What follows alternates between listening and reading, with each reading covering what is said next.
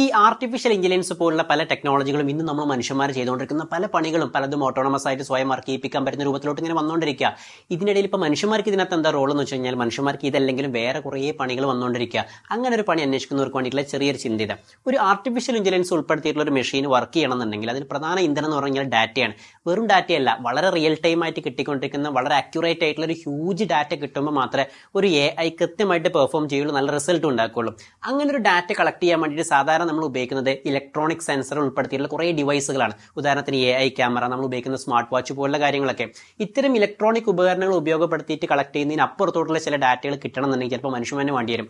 ഉദാഹരണത്തിന് ഇമോഷണൽ ആയിട്ടുള്ള ചില കാര്യങ്ങൾ ഉൾപ്പെടുക, അതല്ലെങ്കിൽ ഒരുപക്ഷെ വലിയ ചില ഇമ്പാക്റ്റുകൾ കിട്ടണമെന്നുണ്ടെങ്കിലൊക്കെ ഒരുപക്ഷെ മനുഷ്യൻ തന്നെ ഇടപെടേണ്ടി വരും.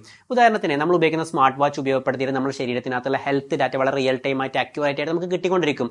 പക്ഷേ നമ്മുടെ ശരീരത്തിൽ വന്ന എന്തെങ്കിലും ഒരു അസുഖത്തിന്റെ ഇമ്പാക്ട് മനസ്സിലാക്കണമെന്നുണ്ടെങ്കിൽ മനുഷ്യൻ തന്നെ വേണ്ടി വരും. അതുപോലെ തന്നെ കസ്റ്റമർ ബിഹേവിയർ അസസ് ചെയ്യണമെന്നുണ്ടെങ്കിൽ ഇങ്ങനെ കുറേ കാര്യങ്ങൾക്കും മനുഷ്യൻ നിർബന്ധമാണ്.